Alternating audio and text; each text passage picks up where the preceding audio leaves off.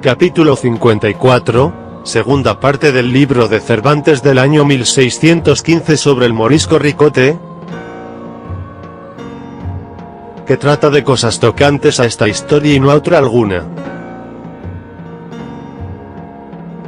Todo lo miraba Sancho, y de ninguna cosa se dolía, antes por cumplir con el refrán que él muy bien sabía, de, cuando a Roma fuere, haz como vieres, pidió a Ricote la bota, y tomó su puntería como los demás, y no con menos gusto que ellos.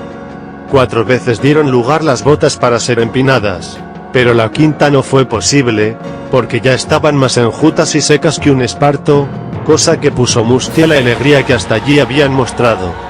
De cuando en cuando juntaba alguno su mano derecha con la de Sancho, y decía,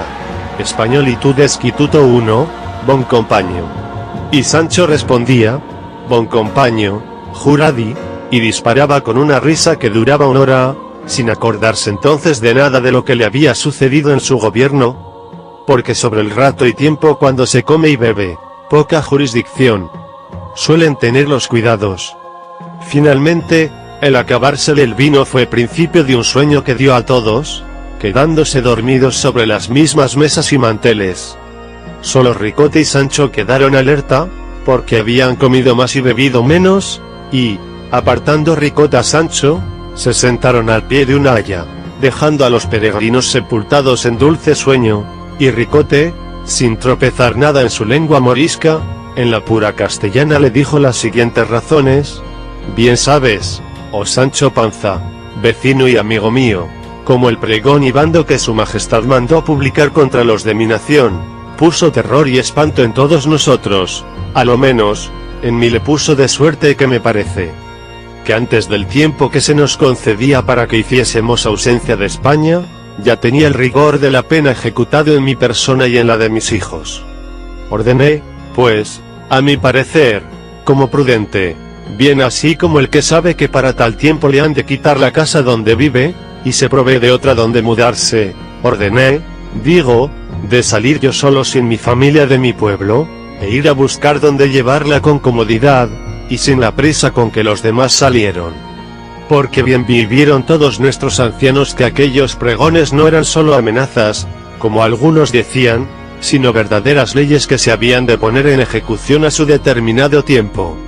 Y forzábame a creer esta verdad saber yo los ruines y disparatados intentos que los nuestros tenían, y tales, que me parece que fue inspiración divina la que movió a su majestad a poner en efecto tan gallarda resolución, no porque todos fuésemos culpados,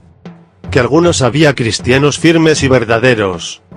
pero eran tan pocos que no se podían oponer a los que no lo eran, y no era bien criar la sierpe en el seno, teniendo los enemigos dentro de casa. Finalmente, con justa razón fuimos castigados con la pena del destierro, blanda y suave al parecer de algunos,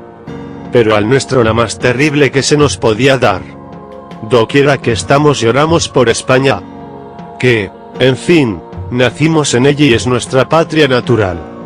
En ninguna parte hallamos el acogimiento que nuestra desventura desea, y en Berbería y en todas las partes de África donde esperábamos ser recibidos, acogidos y regalados, allí es donde más nos ofenden y maltratan.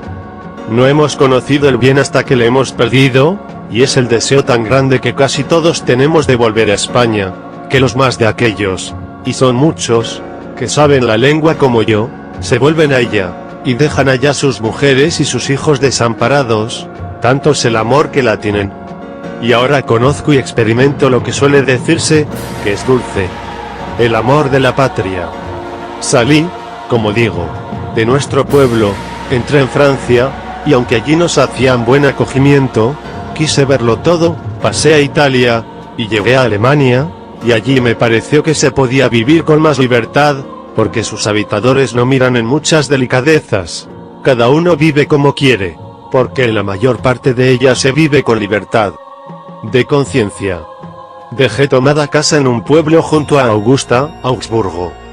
Juntéme con estos peregrinos que tienen por costumbre de venir a España, muchos de ellos cada año, a visitar los santuarios de ella, que los tienen por sus indias, y por certísima granjería y conocida ganancia.